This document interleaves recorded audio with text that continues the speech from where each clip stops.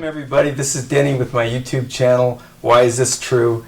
And joining me today is Cara St. Louis, who's an author and a speaker and a researcher with an amazing backstory, and I think I want to start there. She's doing a presentation tonight, and thanks so much for doing this. I really appreciate it. Thanks for having me. It's all good. All right, great. Okay, so what do you want briefly 7-Eleven. The backstory? 7-Eleven, yeah, it's a big number in my life. And I will tell you, because I'll probably forget if I don't say it right now, but anytime I'm getting confirmation from my mom that I'm on the right track, I get a 7-Eleven somehow. It's on the computer, it's on the clock, it's somewhere, you know? That's how I know that something is true. Right. And I'm in the right, that I've come to the right conclusion, or I'm on the right track. So, what got me started on this path was my mother's death. My mother was 74 years old, and essentially, she could barely remember her own Social Security number by the time she passed away. But she was in her 70s? She was 74. 74. But she had a long and she was born in 36? Yeah. Okay, that's the same year my mom was born. Yeah, 1936, February of 1936. She had a high security clearance with U.S. Navy. She, as a technical writer, she became a technical writer when there wasn't any such thing. It was at the period of time when they were, you know, they were coming up with that as a job and technology transfer and all that stuff. So she was able to climb pretty steadily and pretty readily, and she worked for Dahlgren with surface weapons. She worked in Virginia. She worked for the Office of Naval Research in England, in London, which is a very, very important R&D facility worldwide, okay, and a think tank, a real think tank. Lots of Operation Paperclip scientists, lots of scientists from the Eastern Bloc whom I met, and just lots of Navy, and probably half of them were spooks, you know, if not all of them. Right. Excuse me, I've been on a plane and that does that. Anyway, so she edited their work. She edited the scientists' work, and they were working on electromagnetic weapons and psychological warfare, and you name it. It was the gamut of anything you could think of. Microwave weapons, plasma studies, really important, turns out to be really important. And she also, when she retired, went to work for any company in Hawaii that was trying to get work out of DARPA. Right. She was, you know, working on their proposals and grant proposals and things like that. So the gamut of the things that my mother saw was wide and deep, and she told me scary. That's all she could ever tell me, was that the things that she saw scared the hell out of her. Okay? Now, I will tell you that this was in Maine. She'd come to live near us in Maine to be near the grandchildren before they left home for college. And on July 11th, which is a Sunday in 2010, beautiful day, she was walking to church, which was about a block from her house, and she had just about gotten to the other side, and a van came out of nowhere and mowed her down. And I got a call from the priest, and it was every bit as bad as you think it was. I mean, every bone in her body was broken.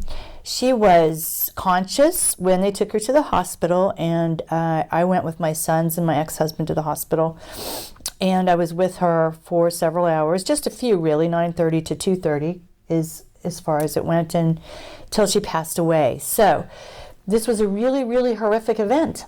It was a terrible event in a small town, manhandled the whole community really, because it was right on Main Street. So many people saw it, you know. But then, the thing is, we carry these sort of intuitions around with us all the time. I knew she was going to die that way. She knew she was going to die that way. We just never really verbalized that to each other, do you know? My grandmother had died in a car, my brother had died in a car, and I said to my son, I remember saying, when your grandmother dies, I bet it's going to have something to do with the car. And sure enough, that was maybe 6 months later, you know? Anyway, so, so, you know, I think we know these things when we come. Right? Anyway, so my suspicion was that because it was so random, it was just so random. My suspicion was that it had not been an accident, but, you know, you just kind of sit with that, because what are you going to do about that? You know? Think about it. Well, yeah. And then I couldn't get any information about her death. Right. I couldn't get anything from the local police department. I couldn't get anything from the district attorney. Nothing. And it made no sense because I was the sole survivor. And she was a 74-year-old little old lady who'd been hit by a car. What is so freaking secret about that? You know what I mean? Right. But I couldn't get any information at all. And that was the impetus for what you're doing now. Well, it was. And also, not too long after she died, I was driving her car and someone tried to run me into oncoming traffic. And I thought, well, there's a coincidence. You know, that's weird, isn't it? You know? And things like that started to happen. That was a warning, all right? But I began to write about it, as she absolutely, certainly knew I would, to try to make some sense out of it. Long about November, I got an unmarked envelope in the mail. It was addressed to me, no return address, no indication of where it came from, but it was a very short, sweet police report. So someone knew I was looking for a police report because I'd had my attorney contact the police department. So I got something, but no one was taking credit for it. There was no return address, nothing, you know. And then my steering went out in my van. Okay. Meanwhile, I'm starting to write this book to try to make sense of what's going on. I'm doing some research. The Sun Thief. This is the Sun Thief. Now, part of it is about trying to make sense of what happened to my mom, and of course, you know, you think back, what was the trail? You know, how did we get to this point? That's part of it. But at that time, I did have make contact with someone who I was extremely fortunate to find as I was doing research. And you know, once you do the research, it hits you right in the face. It's all electromagnetic weapons, it's all chemtrails, it's all HAARP. That stuff's right there for everybody to see. One of the first things I read was Owning the Weather in 2025. It's online, it's right there. Mm-hmm.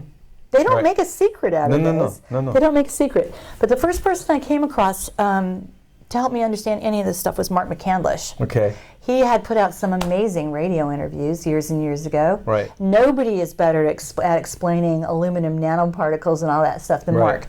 So is he coming tonight? No, I don't know where he is tonight. Well, Harold's pretty good too. Harold, well, we could talk about Harold later if you want to. Okay. I have mixed feelings about Harold, which you may or may not know. Anyway, Mark.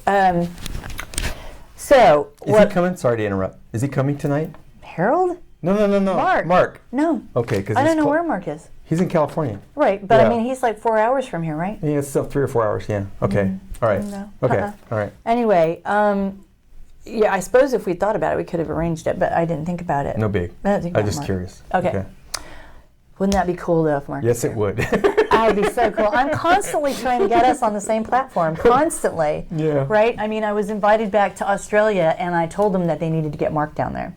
Yeah. You know? Yeah. And I'm constantly trying to do that. Yeah. Anyway, because nobody knows more about it or is better at explaining it than Mark, just the basic science of it. Right. Anyway, so what I decided I wanted the book to be was not this hand-wringing, oh my God, my mom, what happened? You know, none of that jazz. Mm-hmm. So I fictionalized it, although it's the thinnest, it really is the thinnest fiction. The characters that are my mom and me and my kids and all that stuff, it's word for word.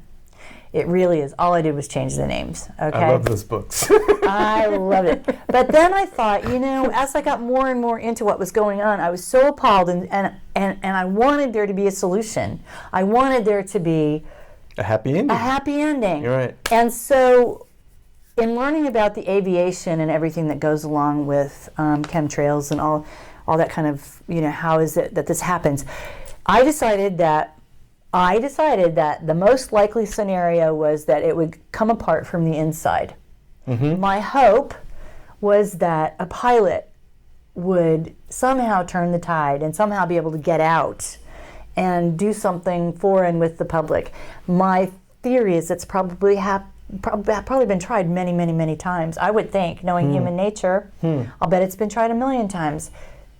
But, you know, 20 years ago, 10 years ago, that was a good way to lose your life, just talking about this. It's not the case anymore, which is something I'm going to talk about tonight. In fact, that's one of my questions. It's being normalized is what's happening, and I will show you. I have a whole section of the lecture tonight where I can show you what that looks like right now, and it's really sort of appalling. But anyway, so the book ended up being basically a thriller. People think it's a great read anyway. Mm-hmm. And so my point with that book now is it's got a lot of aviation in it, Mark McCandlish is always also top dog at that stuff, and he made sure that the aviation was spot on. I didn't do anything stupid, you know? Okay, right. And so out of the goodness of his heart, basically, he worked with me for 6 months on that book. Wow. That book would not exist without Mark. And we're talking about the Sun Thief still. Sun Thief, okay, yeah. all That right. book would not exist without Mark, and I say it over and over and over again because I think that he's completely undervalued as an activist. Okay. So, but you know, there's a lot of competition out there, I suppose. Anyway, so yeah, that was the Sun Thief, and the day I finished writing it, I'm sorry, the date I finished writing it, which was March 31st into April 1st, 2012, my house burned to the ground. How do you like that? So that day, it just so happened that the book was on a thumb drive in my computer. So I ran back into the burning house and I grabbed the thumb drive and the book, you know, I thought if you think you're burning this book down, you have got another thing coming because... Plus all the pets got out. The pets got out. My 2 oldest children were away. My youngest one was there with a friend on the top floor, and it was one of those things where my ex-husband just for some reason had to go to the bathroom on the top floor. You know, that's like, you know, my mom pushing him, go, Sean, you got to go up there. And he goes up there, and the house is on fire, and it's starting up there, and he's got to wake up the boys, and we all got out. We all got out with our lives, and we went on with our lives. And then I ended up in England. Which was also meant to happen. It was subsequent to my taking the Sun Thief to the Frankfurt Book Fair. Wow. Yeah. So I stopped in London I stopped in London coming back this way, and then I ended up living there. My ex-husband and I, our marriage was, we weren't married anymore. My children were basically grown. And so I ended up being in London. And what I found was that in London, I could get my work back into the United States under the radar, where I couldn't get my work out here. There's a big block. And there's a small group, without going into any details, there's a small group who kind of already had the market cornered on chemtrails. Yeah. Yeah, and you couldn't get your voice heard. You couldn't get your voice heard, even if you had a different story to tell. Yeah. You know, it just wasn't going to happen. A lot of changes in the past couple of years in all of these areas. A lot of. Can I just say there's been a lot, because I'm really an insider now. I'm privy to all kinds of stuff that I'm not going to go into because I'll get in trouble. But there's just been a lot of fighting and arguing and bickering, and you know how people are, right? Yeah. So, but the fact of the matter is, once I went to Europe, I was able to get my work back in to the United States. Gordon Duff picked up my work in VT, and even though they have problems of their own, I realize that. Yep. Gordon was the first person to print my articles. He said, "We're not afraid of this story. Why don't you just write a series of articles on the book, you know, or on your experience, and we'll print every one of them." And this is a prequel to the Imagination Chronicles. Well, I'll tell you how that happened in a second. Yeah. Anyway, and people started to interview me, Mike Williams in North Carolina with Sage of Key, or Quay, I think he says. And then it just got, you know, Randy Moggins and just various other people started to pick it up, and that was great. Now, strangely enough, it got translated into German. It got translated into German by Harold Kautzvella. That's how I met him. Harold was in Norway. Harold was stuck in Norway after his Open Mind Conference with no money. Couldn't get back to his wife and kids. In Germany. In Germany. Right. And so my publisher in Germany, who had seen me on a show, presented him as one of the possibilities for translating the work. And I, for some reason, looked at his name and went, "It's this guy. This is the guy here. He's got to do it." And then I realized he was broke and stuck in Norway, and I said, "Nah, he's really got to do it."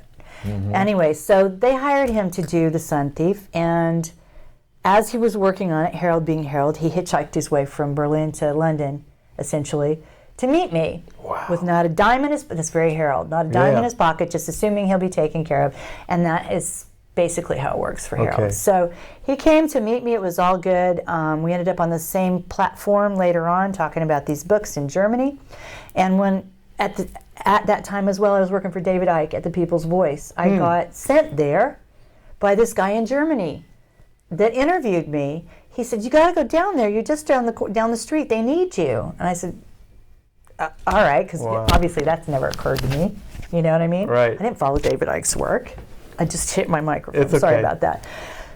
Anyway, so I went down and I talked to the people in the office, and they were like, yeah, we'll hire you to work for Richie Allen. You'll be a writer-researcher for Richie Allen. And each little team on each little show had 4 people. They had the talent, writer, researcher, cameraman, and producer. Wow. And so that's how I started there, okay? Richie was interviewing me one day for the book. He finally just decided to go ahead and interview me. Great, no problem. And as I was being interviewed, as a matter of fact, that interview's on my channel, Hard True, if you want to see it. I just put it up for old time's sake because I found it and I was like, this is really old, but what the heck, you know? Yeah. And as I was doing that interview, and he asked me 2 questions people always ask me that just make me want to come unglued. Right? One of them is, I bet you can. What's the difference between a chemtrail and a contrail? I mean, to jump off a building with someone else. And the other one was, how could this possibly be happening? Too many people would have to know about it. Right. As I'm answering those questions on camera, it's called the Kara Sedgway, right? I don't know. As I'm answering those questions online, I'm thinking to myself, this is a hamster wheel. I have seen the first hamster wheel that goes along with this. They've got us running on this particular hamster wheel. Right. And then all of a sudden I realized that we were surrounded by hamster wheels. It was all hamster wheels. You know? So Richie asks you the 2 questions. The 2 questions that we all dread. And I realized that I was looking at a hamster wheel, and I started to think that's the issue. There's the real issue right there. And social engineering. Social engineering. So I decided at that point that we needed to find out, desperately needed to find out why it was, how did we become entities that would allow this to happen to ourselves when it's so blatantly obvious, and even people who would participate in it happily, thinking they were doing really good things when it's just not possible that they don't know that they're not. Right. If they think about it. A bunch of people who keep their mouth shut. Anyway, so, and I forgot to say that was what, I didn't say the Sun Thief has a pilot in it. Do you know? Okay. You know, you've read it. The Sun Thief has a pilot in it. That's the story. No, I haven't read it. I've read the Imagination Chronicles. Oh, you've read that one, Yeah, Dangerous Imagination. Yeah. Now, Sun Thief has a pilot in it. It's that kind of an ending. It's great. Anyway, okay, so let's Dangerous Imagination. So I went, not too long after I did that interview, I went to Saarbrücken to participate in a conference. It was me and Harold Kautzvella, Klaus Dona, the guy from Hawaii, the physicist, what's his name? Do you know who I mean? No, physicist, no. I know Dr. Salah from the Big Island. No, this is, He's not a physicist. I'll think of his name. He's Iranian, and he's Nassim. Nassim Haramein. Okay. And some other people. Valery Uvarov was there from Russia, and it was a pretty good conference, and Harold was there, and sort of the minute I saw Harold, I said, you know what, we got to write a book. I'm not completely clear what it's going to be yet, but we need to do it together because we need to talk about this aspect of things. Right. So what we ended up writing was Dangerous Imagination, Silent Assimilation, and my half was the social engineering of the 20th century, which I used to say was meant to destroy Western culture, but really what I say now is it's meant to destroy human culture. Right. Rework human culture to someone else's objectives, shall we say. And then he put in his speech from the Open Mind Conference that had a lot to do with chemtrails, but he also, I think, added some esoteric stuff, some demonology, and did he talk about the black goo in that half? I can't remember. Do you know I talk about the black goo in the Sun Thief, and I had no idea I'd done it? Came from my mom. He calls it sentient oil. Sentient oil. And he's also got a great section in there about climate change or global warming, where he actually goes in and I haven't, to be honest, I haven't really gone into McCandlish that much, because when I read that part of the book, well, they're kind of different, those two. With Harold's work, I was so impressed how he was able to take all these different disparate technologies and say, this is how they're working together. Because I've read a lot about the chemtrails, a lot about the scalar weapons, a lot about this, and he puts it all together. Well, there's there's a consciousness behind all of this that we don't we have to start talking about. Right. No matter what, we've got to start Right. talking about what's driving all this stuff. Right, the predator. Which is the predator, which is one of the things I'm going to talk about later. I call it reverse engineering the trance, because that's what we're doing, and how we're actually doing that, Right. by breaking it into parts. Because honestly, the trance is we're so used to it, and it is so good, Right, and it's so of a piece, right. that we really don't know what we're existing in. Right. But it's a whole, I mean, you have to wonder, why does it take so much to try to squelch a human being? You know what I mean? And Well, even the then, first- we're always leaking out the side. Well, one of the first things that I thought of when I was looking into this was that they had to do a damn good job a long time ago Mm-hmm. squashing matriarchal systems. Yeah, that's the last book I wrote, which I will talk to you about later as well. And if that comes back, Yeah, well, it is the rise of the Fae. It's on the way, baby, baby. It's one of the reasons I wrote it, because we know they're here. They're here again. They're not happy.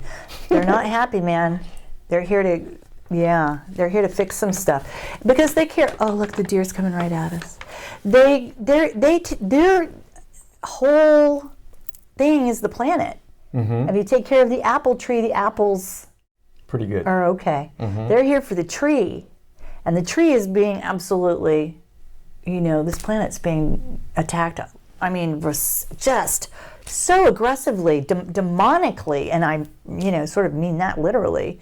Anyway, and that's given rise to them coming back to consciousness. But let's go in order, because it's easier, Okay. and it's better. And then if we don't, I'll end up saying, "Oh wait, I forgot."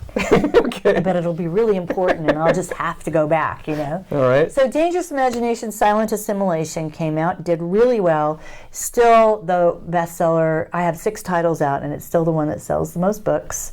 It's also in German.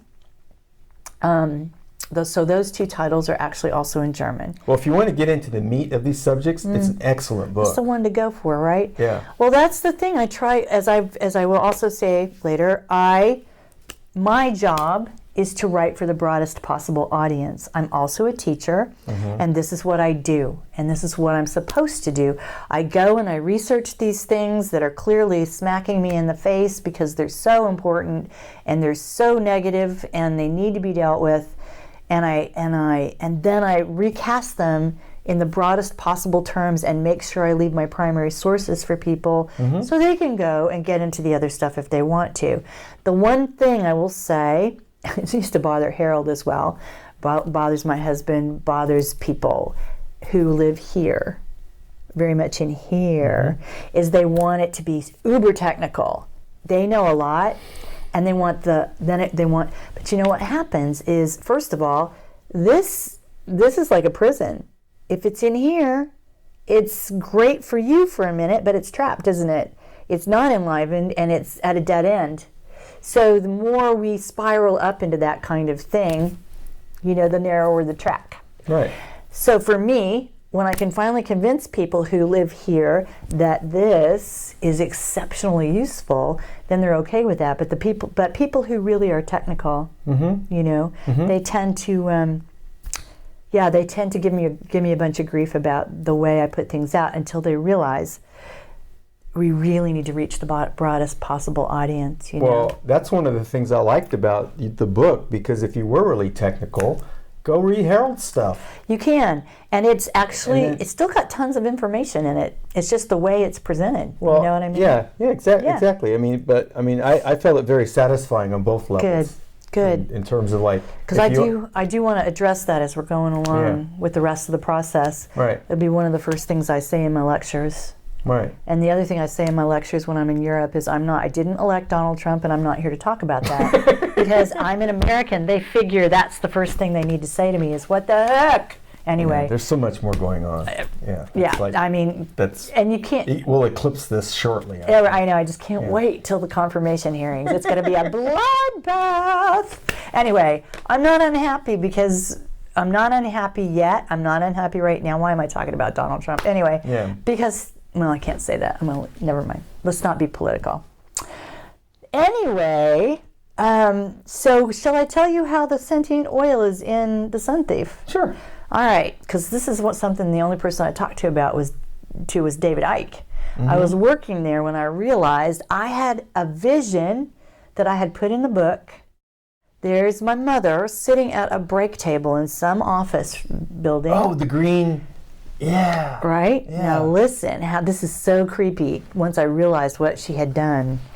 She's sitting in a break room and she's got a legal pad in front of her, a yellow legal pad, and she's doing two things that she never ever does. She's smoking a cigarette. My mother was a musician, and she was chewing on a Brock's Caramel. A Brock's Caramel. That means something I still haven't figured out. Anyway, so on the pad, all I could read was, it said top secret. I couldn't see anything else on the pad. And she said, I tried to stop them. She said that, I tried to stop them. I don't know what that really means either. Yeah. Right. But as she was doing this, this liquid, this viscous liquid started pouring down the walls and coming up out of the sink and spilling over onto the floor. And the only way to describe the color and the viscosity was it was very much like antifreeze that you would put in your car, right? Not too long after that, this guy's getting chills. You should be. Not I was looking at your top. I am. Not too long after that, I listened to David Griffin talk about black goo. Have you listened to his stuff? Is that the same David Griffin He that talks talked really fast. about 9/11? Maybe, but I've only heard him talk about black goo. Oh, I think it's David. Never. Anyway, he talks really fast. Yeah, like okay. he's had so much coffee, but he's also exceptionally knowledgeable about this. And he started to talk about the Gulf oil incident. Okay. And the story he tells is that that wasn't what it was. That there were every country who had a nuclear sub had a sub in the Gulf that day, because they said it was Israel, England, and somebody else was trying to get some black goo out of there. That they had that's what they had found when they drilled. Oh my All God. right. Okay. So they were trying to get some out of there. So everybody had a nuclear sub in the Gulf that day. The French finally did get a hold of some and tried to surf it, and eventually they surfaced. And they surfaced because too many sailors were dying. It was killing them in the sub. Okay. Do you know what day that was? 7/11. The day my mother died. 7/11. That's right. And when did you have the dream? Oh, when I was writing the book. Did you write the date down? No. Oh. No, I didn't. Did I have the dream? No. Yeah. No. Okay. But I swore I was going to put everything in the book because I didn't know Yeah. why I needed to or what could become important. Right. So the day I figured that out, the day that I had that epiphany, I was at the People's Voice. I was in the office. And I'm looking around because I just want to tell somebody what I just realized. And the only person who was there who could hear it without flipping was Ike. So I said, okay, David, come on, let's go to your office. I got to tell you something right now. So we went to his office and I spilled it. And I was like, I just needed to tell somebody who wasn't going to think I was a lunatic. So Ike was the first person who heard that story. Anyway, so I was writing about sentient oil without realizing it. Wow. I don't know anything about it, but obviously, I don't know anything about it, but obviously, Mother had to say something about that. It had to have a 7-Eleven attached to it. Right. Having a 7-Eleven attached to it, for me, makes it genuine. Right. Just she's saying something. Yes. Right. Yes, this exists. Yes, this is real. Yes, you're on the right track. That kind of stuff. So, and I ended up, it's just not my thing. It's Harold's thing. So, and I don't know who else at this point. Probably a few people, but it's just not my area of expertise. So, okay. So anyway, where were we? Yes. So, Imagination Chronicles. The Imagination Chronicles. And okay. So what I decided to do was take Dangerous Imagination, Silent Assimilation, because in the end, what I realized was my part of this deal till the day I die is talking about the human imagination. Because in my opinion, that is the prize. That's what they're after. My postulate was, is, and probably always will be that the human imagination is the translator between the morphogenic field, which is pure potential, and the material plane. Okay? Now that's a combination of lots of people's work. Rupert Sheldrake, for example, talks about the field. He doesn't talk about the human imagination the way I do, though. I'm not kidding when I say it's the translator. And I believe that we are unique in the universe in that way. That is what we have that they want. Okay. And when you say they, you use the word, the Lots of term, people, yeah. Draco. I mean, you use predator, but Predator, a lot of people use parasite. Draco, or Well, it could be like a. I don't think it's Draco. I don't think it's Draco. You know, Harold self-identifies as Draco. Did you know that? Mm-mm. Yeah, he'll tell you. He told me. Mm-hmm. Absolutely. In fact, I'll tell you that story because that actually goes to Dangerous Imagination before he translated it. We were in Leipzig doing an interview with Michael Vogt, who's a huge alternative. VOGHT? VOGT. Okay. Most of his stuff is in German, although we did this interview in English. It was supposed to be translated, but I don't think it ever was. Anyway, we went to talk about Dangerous Imagination, and then we got on a train and we headed back to Berlin. And he wanted me to come out to his farmhouse to spend the night, but I'm never alone. Literally, I'm never alone. So I said, you know what? I just kind of like to go to my hotel room tonight and just be on my own. You know, I got my jammies on, I got a pizza, I drank some beer, you know, just really adolescent stuff. But because I was on my own for once, right? Having a good time. Anyway, I fell asleep. I fell asleep as one does, and it was one of those things, if you remember being an adolescent, you will remember that there are times when you wake up and you just have to go back to sleep, that kind of thing, right? Mm-hmm. I had that kind of an evening where I would wake up and I'd be like, no, I just have to go back to sleep, and not really realizing what was going on, right? So the next morning I got up and I got on the plane and I went back to London, and as I was getting into the bathtub when I got home, I realized I had a blister on both elbows, a blister on both knees, and a fingerprint bruise indent right over my heart. And I had absolutely no idea what happened.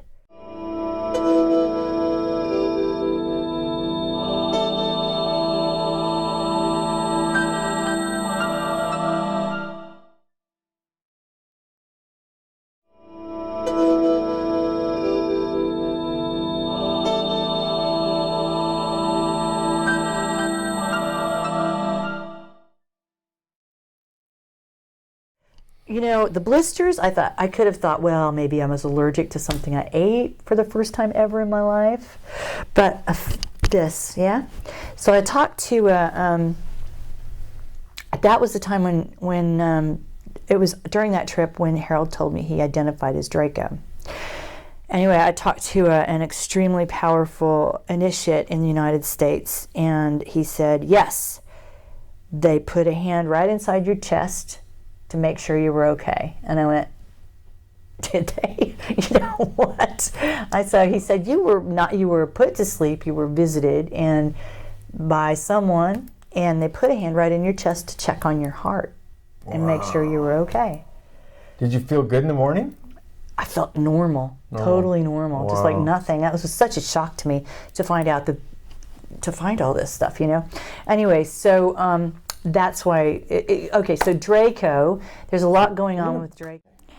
Yeah, so one of the things that you started to say, I think I derailed you, was wondering if the Dracos might be who I mean when I'm talking about the adversary, or the parasite, or the predator, or, you know, those are sort of the three interchangeable... The entities that want our imagination. Yes. Okay. There are some things that I will say I've become convinced exist. The Dracos are one, but I don't think that they're at the top of the pinnacle by any means. No. I think they're more like the junkyard dogs that get used to, you know, they have their...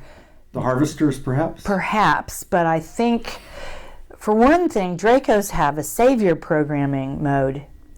When all of the savior programming stuff that we're saying, that's Draco.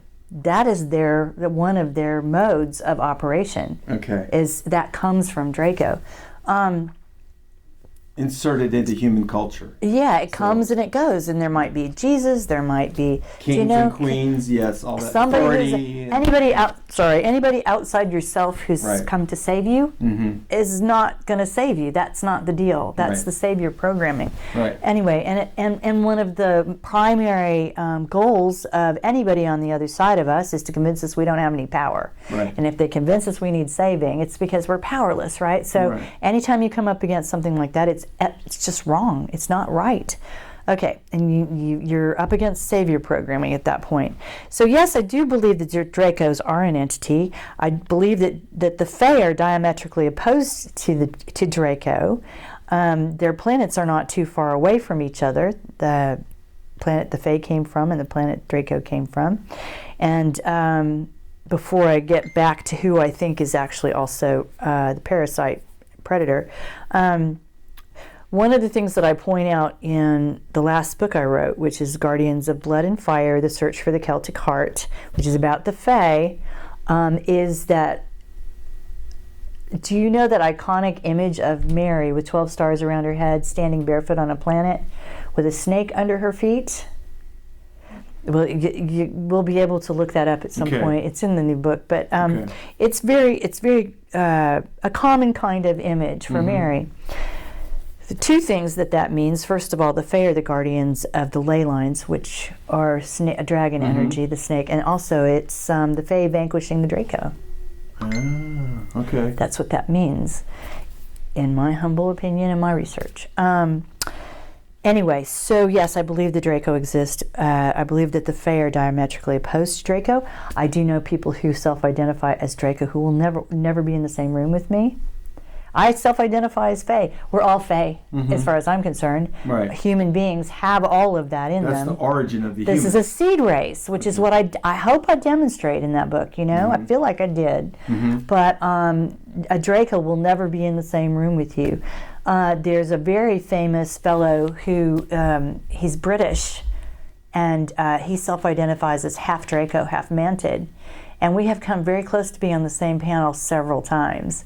And every time he finds out I'm on the panel, he cancels. Wow. And I know you know who I mean because I saw the smile on your face.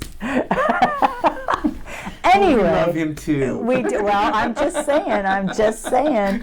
He won't come anywhere near me, and that's okay. I don't care. So up from the Draco, and one of the reasons. The primary reason I believe that the Draco exists is because there was a fellow, and I can't ever remember his name, and I should be ashamed of myself because I always forget to research it before I come to an interview. But it was decades ago. He was working in, I think, New Mexico, but certainly in the desert area as an Army engineer, perhaps, or something like that. Definitely a civilian working for the military, and they were drilling stories and stories and stories down for some reason. It might have been Dulce for all I know. Anyway, he was going down. He happened to be going down with a Marine who was armed, and they got to a certain point way down, and they surprised the reptile.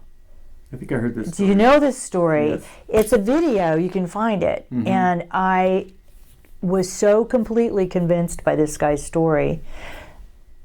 By the way he told it, by the way he died, he was killed.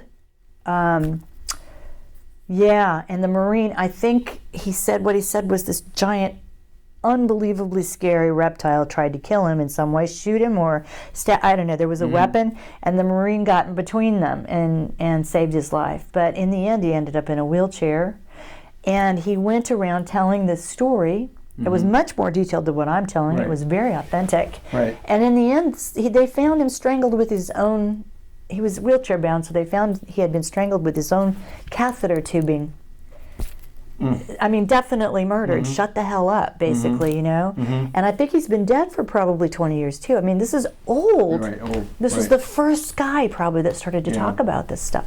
So because of that, I've always put a lot of stock. It just, for me, I believe it. I believe him. In the Draco. There's also, one of the things that I talk about in Guardians of Blood and Fire is the difference between a Fae, the Archons, who also exist, absolutely, the Jinn, who also exist, and demons. The reason I do that is because there are some people out there who have been, in my opinion, being extremely irresponsible and lumping all of those things together as different names for the same evil. The Fae, the Fae, no. They're not evil. They're amoral. They're amoral in the same way that the elementals are amoral, and they don't subscribe to our code of morals and ethics because they're not human. So, you know, you might see them as just see them as outside the pale of convention, human convention, which makes them amoral, not immoral, and not evil. Do you know? a bit inscrutable, perhaps. You know, I think they understand magnetic energy, and they understand the earth in a way that we don't understand anymore. And so we find perhaps the way they protect the ley lines and things like that to be a bit scary, a bit ruthless, but we don't understand that energy anymore. And so we get in the middle of stuff at a bad time when it's to get in the middle of stuff. So anyway, so I do talk about, so these are also things that I believe are there. The archons, John Lamb Lash was the first one who brought this idea of the archons, having come across it in the Gnostic texts, or someone did. They named them. Right. And supposedly, in the infrared, you can actually photograph them. Okay. All right. Based on my memory, they look sort of like flying fish in a way. It's kind of like an amoeba with a center. Now, the archon's job is to feed off our energy. And the tastiest energy apparently is the most negative energy. So they generate a lot of when they take over your thoughts, they generate a lot of negative activity. Tonight I'm going to do an audience participation thing in which I'm going to teach people a meditative exercise that will really help get your brain back, that will help make your thoughts your own again. Right. It's simple, but it's not easy. Right. Anyway, I'm going to do that. From the phone, right? One of those things. Well, that's one of the things that I'm going to do tonight is make people participate in that particular thing. So, the thing is, if you can bore them for about 5 minutes, you can get rid of them. It's that simple. Oh, I thought you meant the audience. No, the archons, if you can bore them by taking this 5-minute trip that I'm talking about, they'll go away. Right. They're not interested in you anymore. Right, they're hungry. So the idea is to get your thoughts back. It's really important to make your thoughts your own again. So anyway, what have we talked about there? We've talked about Draco, we've talked about archons, the jinn. I've seen the jinn. Have you? I've seen them. They exist between waking and sleeping. Do you know that space between waking and sleeping? That's actually a realm, I guess you could say, for lack of a better word. They exist in there, and I know what they look like. And there are people who think that those are the Fae, and they're not. They're not. But the modus operandi of the jinn is to become shapeshift, to become whatever they think will do them the most good with a human being, right? Okay. So they mimic everything. They can convince you. This is Thus the genie This is Middle Eastern lore, and that's how they operate. That's what they do. So the jinn, and then there's demons. Now, there's a theory about demons that I actually think may hold some water, but I haven't done a lot of research on it yet. It belongs to Thomas Sheridan. This one thing that he said that I think may hold some water is that you could think of them as, in a way you could think about them as wildlife that we somehow capture inadvertently from another dimension. They don't want to be here. We capture them by doing what? Ouija board, I don't know, whatever, you know. And they can't get back until someone can put them back, that kind of thing. And they don't belong here. There are two things that could be happening there. They just lash out because they don't know where they are or what's happening, or you know, or probably they can, by inhabiting a human being, begin to experience the sensual aspects of being alive, in this dimension, the eating, the feeling, sex, whatever, that doesn't belong in their dimension. Okay, so even though that's not really a complete thought on my part, I did hear Sheridan say that at some point. Piqued your interest. And 7-Eleven. that kind of piqued my interest. I want to think about that a little bit. Yeah. Do you keep notes on that kind of stuff, or you just remember? I just remember it, and it ends up in a book, and then that's so far. I may need to start writing things down eventually, but. Do you journal your dreams? No. Okay. No. All right. And interestingly enough, I don't. But I'm somebody who, and we all are really. There's this thing called shadow language. Do Do you know shadow language? I watched one of your interviews where Yeah. you talked about that a little bit. Shadow language is, Is that like light language? well, no, I don't know. It's like seeing signs. It's like hearing subtext. It's like, Nonverbal communication. well, I can look out there and know that, for example, the talisman of the head druid in the time of the Tuatha De Danann, who became the Fae, and the head druid was also known as the Allfather, which is Odin. His talisman was the deer. So I can look outside and see a herd of deer gathering right before I make a talk about that and go, all right. There's a ton of deer up here. I'm just saying, though. I'm just saying, wow, look at that. I'm looking for the fox now. Hey, that's my talisman. I know. Yeah. Yeah, I'd love to see that. London is the city of foxes, by the way. Anyway, so yes, there are all of these things that we would consider to be negative entities. They exist. They are not the Fae, but they're also not in control. I lean toward this idea that it's an artificial intelligence. I lean toward that because I'd say I don't know that we've gotten to the bottom of it yet. Right. I lean that way because well, it's turning out to be a complex story.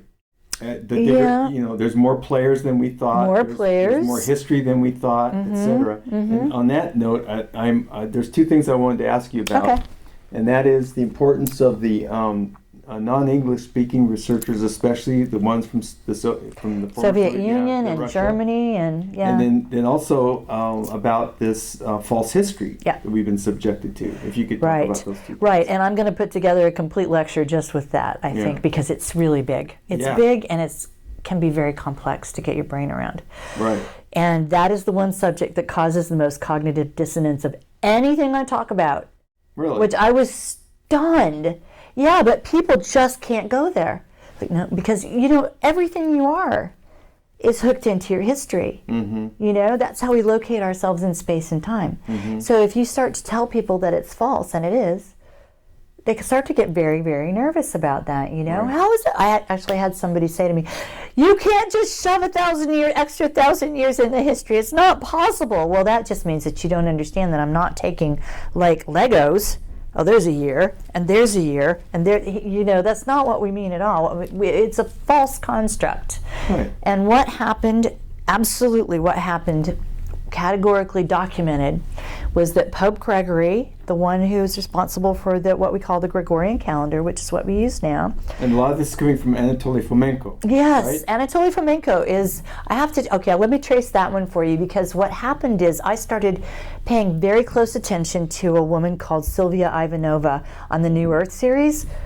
I have That's to tell YouTube you, channel, by the way. I have to tell you, it's one word, all lowercase. She's starting to put her work together in a more organized fashion, which is really great. I've never met a better researcher in videography and archaeology than this woman. And I was so fascinated by the things that she was putting out. And she started talking about Fomenko. That's how I found out about him. Anatoly Fomenko is his name. He's Russian. He is one of the most highly regarded mathematicians, astronomers, and statisticians. He works for the University of Moscow, and his team, which has got to be in the hundreds at this point, are all like that. They're all at this elevation. So he's the one who's been trying to bring it to the 20th century, 21st century consciousness. Now, the story, and though, it's bleeding out to the west. It is, thankfully, but we've got to keep it going because they will squelch it. Right. Okay. So it was mid-1500s, in the 16th century, Pope Gregory hired, I suppose, two French Jesuit priests to rewrite history, to correct history. And the Benedictine monks that worked on it with these fellows just flat out said that was what they were doing. They said, we're not copying history, we're correcting history. They're correcting history for various things, but at that point it was about the Catholic Church completely cementing their power, okay? And they rearranged history to the point, at that point, that in fact, if Jesus the Christ ever existed, which he probably did as a prophet, He was a medieval character. He wasn't born till about 1150, something like that. Died in 1185. Okay, he's a medieval character at best. The first person to notice that this was going on was Isaac Newton. He was a contemporary of these fellas. He spent his dying days writing a book contesting the new chronology, which we now know as Scaligean or consensual chronology. He must have just been beside himself to spend his last, few months writing a book vociferously challenging the credibility of this new chronology. And also, Johannes Kepler was a contemporary of these fellows as well, and he wrote about it. He said, I've been seduced by this new chronology, and it's just not true, Mm-hmm. And then Oswald Spengler and all kinds of people as we went forward. Right, and Kepler's like he's like central to for people that are into astrology. Yeah, he's a big figure. Exactly. These are not small minds. Right. These are huge minds, and the consensual chronology, which is what we know as the timeline, it's what we operate with as history, has been vigorously challenged from non-English speaking countries for centuries. It's just that we don't know it. We don't hear it. The missing 1,000 years. Now, this was sussed out by a fella in Russia in the early 20th century. Mazarov, I think his name was, and he was Anatoly Fomenko's hero, basically. He realized that there was some kind of perturbation of the moon that had been chronicled, that if it were the case, it would have.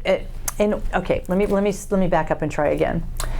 The way that we identify when something happened in our world is by predictable astronomical events, right. Comets or eclipses or along those kinds of things, right. Movements of the constellations. Right. The moon especially as well. The moon has been a very predictable entity right. of some sort. And there was a period of time where it seemed to have sped up, gone much, much, much, much faster than it ordinarily would have, because it would have had to speed up in order for all this history to have occurred. Yeah. So Mazarov decided that there had to have been a problem with the moon. There was something going on there. And I think it was Fomenko who finally realized that if you eliminated this, what astronomers had decided was some sort of unidentified function of gravity that they still haven't worked out what it was for 300 years or 1,000 years or whatever. If you eliminated that, then all of the issues with the timeline that they were finding ironed themselves out. In other words, they tried to decide whether there was a problem with the timeline because it didn't seem right that all of this had happened. Right. Yeah. And or they're was looking there at the revised history as a result of the monk's work. Yes. Yeah. Or was there an issue with the moon? Okay. Well, okay. Occam's razor suggests that it probably wasn't the moon going bananas and then stopping right. and then being okay. Yeah, I'm all right now. It's probably something going on with the timeline, right? Yeah. And when they suss this out, which you can read, I did an episode, which He's got seven. Flamenco's got seven volumes. I've got 4 of those. I own 4 of those. I recommend that you buy them, but I will tell you that going through this material to present it to my readers, I had to go through 2,000 pages. I went through 2,500 pages in each of the volumes. You might be built better with Sylvia Ivanova and some YouTube videos. And both of those things go into my work on the chronology. They're both invaluable. Yeah. I recommend them both. The reason I recommend that people buy those books, even though they're not cheap and they're huge, is because I think they'll probably start disappearing. Even though the trend seems that the they want us the cat's out of the bag pretty much. Yeah, you know? But I think that anybody who can try to discredit that will, and those volumes will go away, and 3 of them are only available on Kindle now. Which is bad. Okay, I got to ask you this, though. This is a good time for this. Don't you think there's a trajectory occurring right now where, Sophie's winning, and it's evidenced by this fact that we can have this conversation and probably not get killed tonight, and we won't. bunch of other stuff that seems to be kind of things are opening up. Things are opening up, but I don't think my opinion is that we're not quite at the bottom of where we need to be yet.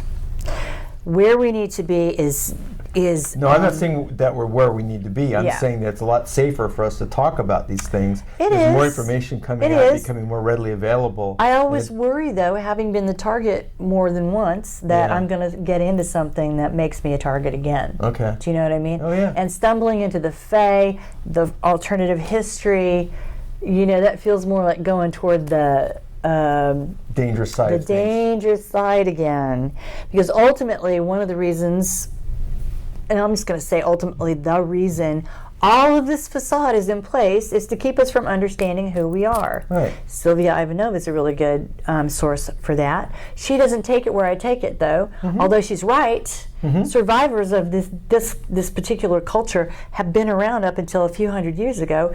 There may be pockets of them left now. Do you know what I mean? And she presents the most amazing evidence for it. Right. It's in our DNA, perhaps. Everywhere. Anyway, my theory, that I think is the right theory, obviously, is that the Fae are our seed race. The Fae came to this planet probably 40,000 years BC. There are tales, the best bardic tales of the Tuatha De Danann, which were, according to written history, an invading people. The bardic tales, the old ancient Irish tales, talk about them as having come from the sky in burning ships. Okay?